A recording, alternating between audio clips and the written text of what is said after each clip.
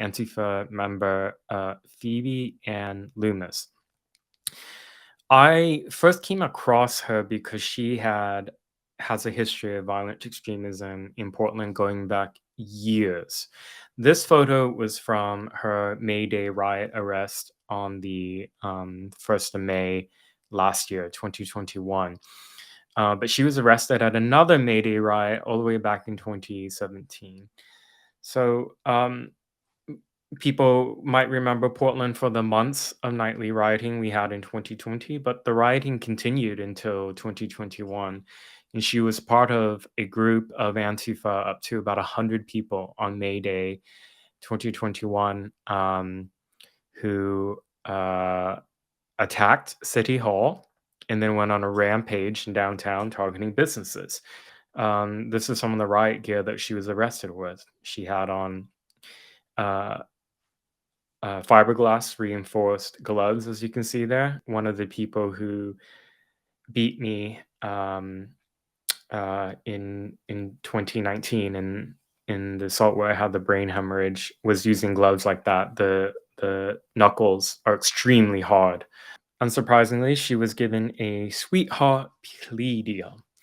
So she was allowed to plead no contest, uh, which is it's only a subtle difference from pleading guilty. It means basically that, well, one, you can't say that she pleaded guilty, but two, for example, she's would not be civilly liable for the crimes that she did. For example, the businesses that were hurt by her actions. But here's what makes this particularly such a sweetheart deal from the Mike Schmidt's office.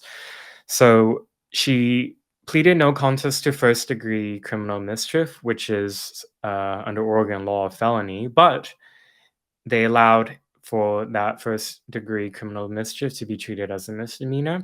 All the other felonies would get dropped immediately, and that upon paying the restitution to Starbucks, she would be allowed to withdraw her no contest plea, and then the case is dismissed. So she would, in the legal sense, have no criminal conviction over the case. That was a sweetheart deal. Over a year later, she appears to not have made that restitution. So Antifa are using Go in a fraudulent campaign, actually. Here's a screenshot of it. Phoenix Stay Free. Phoenix was the moniker, fake name that she used in her Antifa direct action. And so the campaign lies about the details of her case, and they're seeking to raise $3,000. The largest contribution so far has come from a far left extremist and former journalist named Robert Evans. I write about him in my book. He brazenly praised a terror attack in 2020 by Antifa. And he was also interviewed by the New York Times as some alleged expert on the riots. And of course, these interviews never disclose that he has these violent extremist views in support of Antifa.